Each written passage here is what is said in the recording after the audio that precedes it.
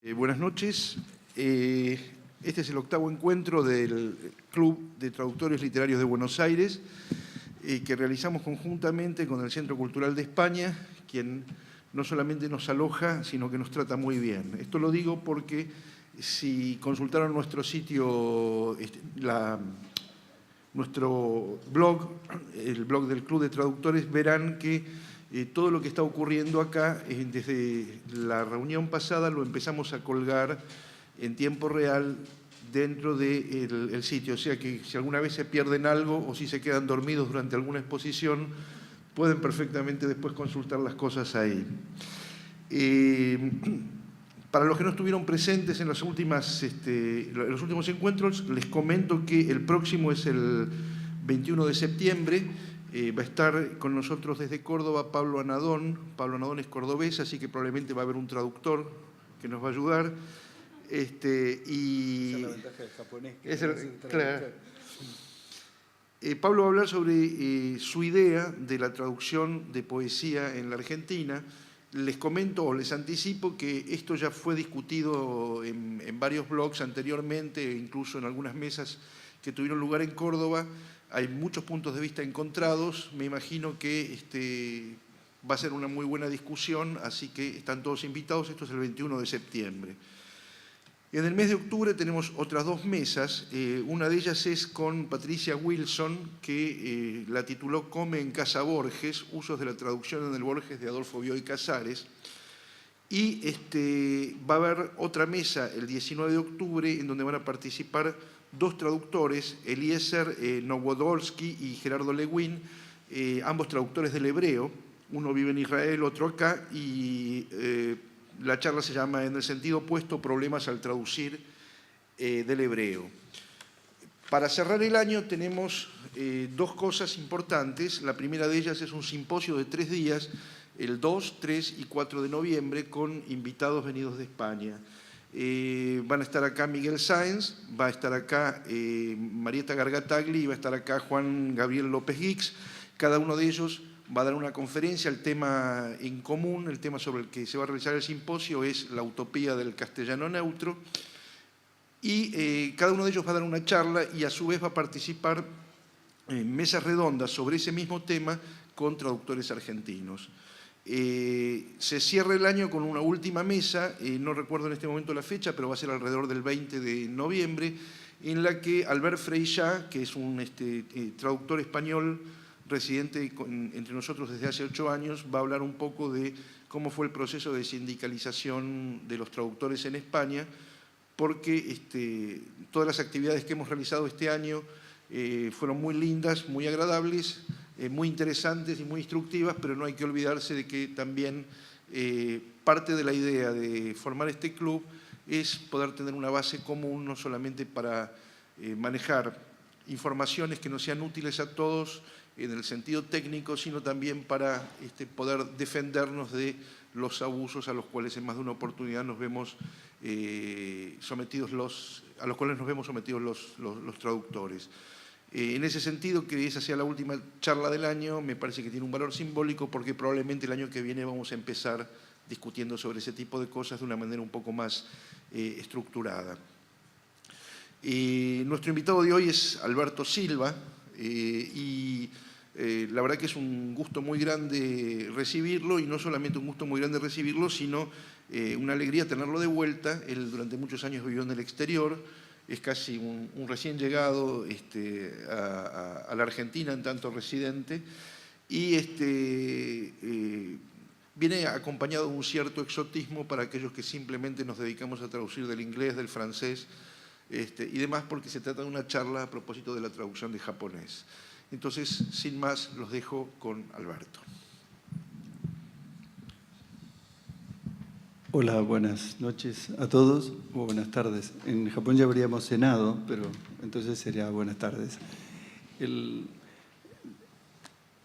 alguna manera, esta breve presentación tiene una pregunta previa, y es la que me hizo Jorge, preguntándome cómo cuernos te metiste con el tema de Japón.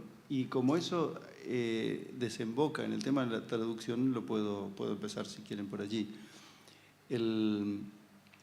Los caminos que llevan a Japón tienen que ver con lo que en Occidente se considera Japón, y puede ser el Zen, o puede ser, en mi caso también el haiku desde el comienzo, estamos en años 80, con una cantidad de salvedades intermedias que tienen que ver con las cosas que hace un investigador cuando tiene que ganarse la vida con un tema que es como Japón, que puede pasar por la economía, la política, las cooperativas, el sistema de gobierno, la administración, y volviendo una y otra vez al haiku y al zen. En el curso de la conversación yo espero que salga esta esquina o este ángulo que es polémico y fructífero, de conexión entre algo que viene de la literatura nítidamente y algo que no viene de la literatura oscuramente. Quiero decir una cosa respecto a que me gusta estar aquí, y agradezco a Jorge y al Centro Cultural de España, porque la traducción considero que forma parte de un entramado que es mucho más complejo que organizar versiones de una lengua a otra. Como dirían los fenomenólogos de los años 60 y 70, es una construcción social. En mi caso, el traductor es invitado a hacer traducciones. En concreto, Marcelo Cohen me invitó a formar parte del equipo que retradujo a Shakespeare en un proyecto que yo creo que es enorme y muy sintomático de lo que es la traducción en la ciudad de Buenos Aires. Y luego Mirta Rosenberg, que me dicen que me acaba de enviar un mail, y eso significa probablemente que no puede venir, me acercó a Bajo la Luna, donde salió esta traducción del libro del haiku, que es la primera traducción al japonés. Después vendrían otras, hay unas cuantas más que están en el horno, algunas en las carpetas, otras en el horno y otras casi en la imprenta, como quien dice. Pero quiero insistir sobre el tema de la construcción social, porque en un medio cultural como el de Buenos Aires, Jorge ya indicó que yo hablo de Buenos Aires desde afuera, y eso lo tienen que tomar en cuenta. Yo también quizás forma parte de una opción de traducción de lo que es la vida social, pero el hecho es que este es un medio cultural que desde fuera y desde la distancia, aunque viniera muy frecuentemente a Buenos Aires, siempre me llamó la atención como necesitado de una continua traducción, probablemente por el componente migratorio, probablemente por las ganas de estar en contacto desde este extremo sur con el resto de los otros países, pero el hecho es que siempre he vinculado el carácter cosmopolita de Buenos Aires con el hecho mismo de la traducción.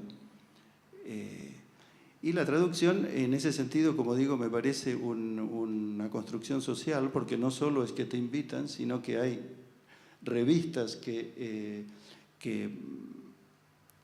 socializan a autores completamente desconocidos en otras áreas del mundo hispánico incluso, y hay editoriales que se pueden dedicar a la poesía, en buena parte traducida. Vale decir que son incitaciones para algo que antes de practicarlo me parecía como un deporte totalmente ajeno y desconocido, como propio de otras personas, entre las cuales yo creía que no me contaba. Ahora bien, la traducción en general, y estoy ya pensando en Japón, tiende de alguna manera una serie de puentes. La traducción, siempre que he visto traducciones, le contaba a Jorge, ahora conversando antes, que cuando hice mi primera traducción de haikus en los años 80, hubo una cantidad, en los años 70, hubo una cantidad de hechos políticos en Argentina y en Chile que impidieron que sucesivamente se fuera. O sea, me iban cerrando las editoriales susceptibles de interesarse en este proyecto. A tal punto que dijéramos, el material básico de este libro quedó encuadernado. La persona que escribe o que traduce tiene siempre 15 o 20 carpetas que en algún momento se pueden desempolvar. Siempre agradezco ese aspecto aparentemente negativo de las dictaduras en el Cono Sur, porque cuando retomé,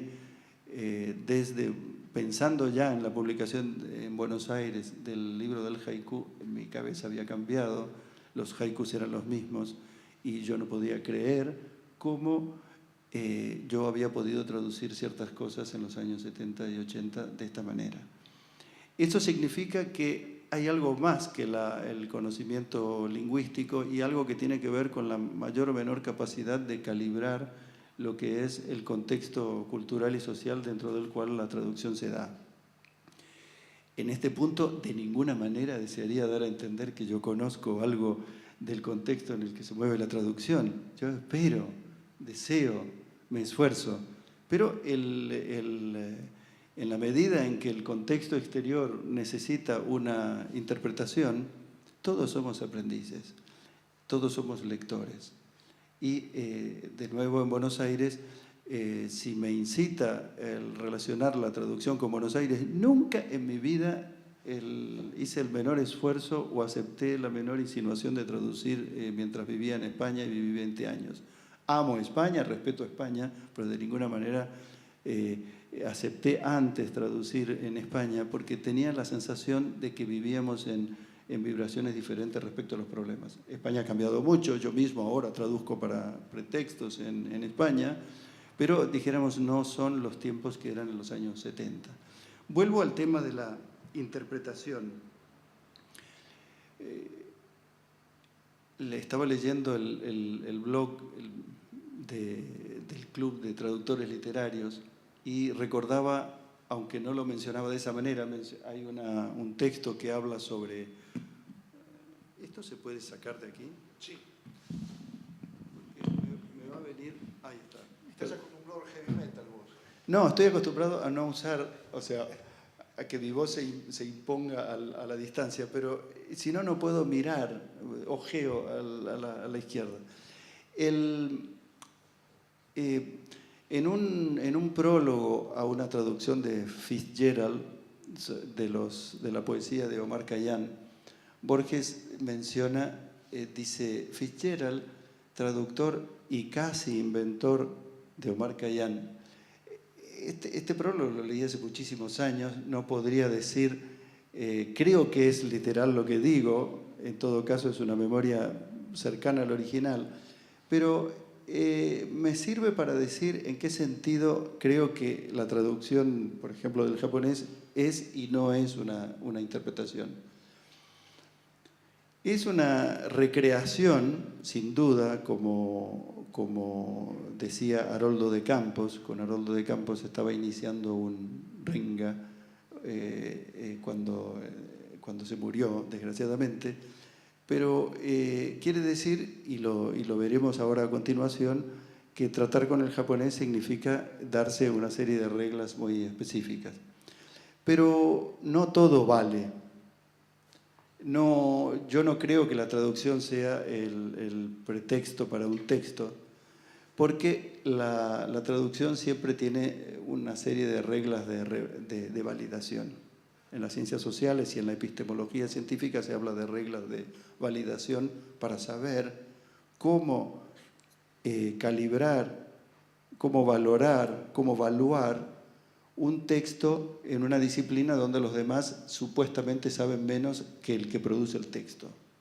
Las reglas de validación son fundamentales para evitar los excesos de alguien que aprovecha que los demás aparentemente no saben de lo suyo y dice cualquier cosa. Entonces, a mí me interesa mucho en lo que sea la conversación de hoy, de aludir a las reglas de validación de la traducción en una lengua que inicialmente es tan distante a la nuestra. Porque esas reglas forman parte también de un tejido conjuntivo de traductores en una cultura como la de Buenos Aires. Puede haber mejores traductores o peores, eso ya no lo sé, pero lo que sí observo en Buenos Aires es que hay un nivel de exigencia que tiene que ver con unas ciertas reglas que hay que cumplir. Y entonces probablemente el diálogo entre personas que traducen se haga posible por ese común respeto, una cierta tabla que probablemente no está escrita, quizás está escrita, pero que permite crear un ambiente de fiabilidad, de familiaridad entre las personas que traducen para confiar las unas en las otras. Una regla de validación general que es fundamental en el caso del japonés es la familiaridad con los textos y con el ambiente que los produce. Eso no significa ni que el nativo o el autóctono sea mejor que el extranjero, y tampoco significa que el descendiente de oriundo, por ser descendiente de oriundo, sea mejor que el nativo o que el extranjero. En la carrera se ven los pingos, como recuerdo de mi niñez que se decía aquí, y en las traducciones valen también por otros motivos. Pero el primer motivo tiene que ver con esta dimensión de la traducción, que es la dimensión de puente. El aceptado más o menos, y sobre todo si es aceptado, el traductor es un puente entre una lengua y una cultura diferente y aquella en la cual está vertiendo unos poemas. Y se produce un hecho que ya me asombró mucho con la traducción de una comedia de Shakespeare y luego en las traducciones en japonés, y es que el traductor vive la paradoja siguiente. Él tiene que darle un aire de familiaridad, su texto tiene que ser lo suficientemente familiar al lector para que sea leído, para que sea comprendido, y suficientemente cercano al original para poder despertar esa fiabilidad, esa confianza con el hecho de que está traduciendo a tal autor y no a tal otro. Cuando las traducciones de un traductor empiezan a parecerse entre sí y los autores son diferentes, significa que quizá el traductor se está saltando esa regla. Esto lo quería decir en general sobre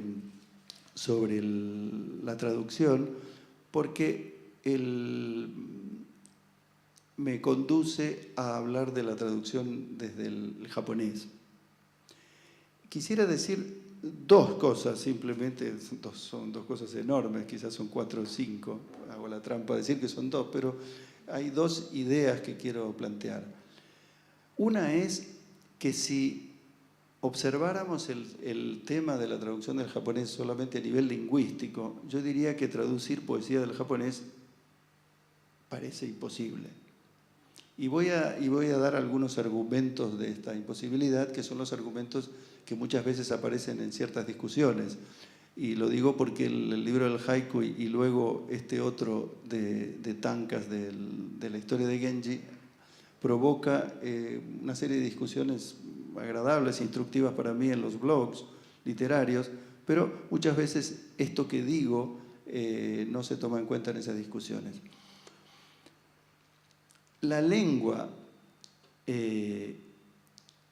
del haiku y del tanka, haiku, por decir algo que después voy a negar, haiku es 5-7-5 en su métrica, ya veremos después que no es tan así, y tanka es 5-7-5-7-7, que es la estructura fundamental de origen chino, que con el nombre de waka pasó a japonés y del cual procede el tanka, que es la poesía clásica más conocida e incluso más continuada en la actualidad. Pero dijéramos que, hablando del haiku y del tanka, y sobre todo el haiku, primero se habla o se escribe fundamentalmente con sustantivos, los verbos aparecen en forma nominal, infinitivo y sobre todo en presente de indicativo. Vayan ustedes tachando lo que no aparece. Yo voy a dar la mención de lo que aparece y solo de lo que aparece.